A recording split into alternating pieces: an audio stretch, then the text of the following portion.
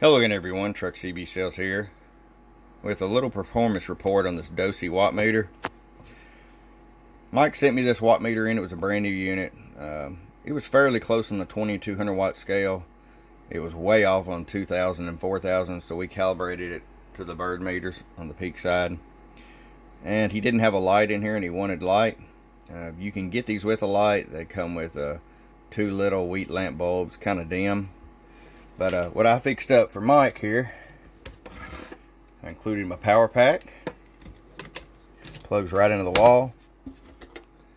Plugs right into the back here. And installed a switch on the front right here. And now, get some LED power. Got 6 LEDs lighting that up, and it actually looks a whole lot better than it does on the camera. But if it's something you're looking for, need your peak meter calibrated to a bird, or you want the LEDs installed in your Dosy, just give me a shout at truckcbsales@gmail.com. Bump bump.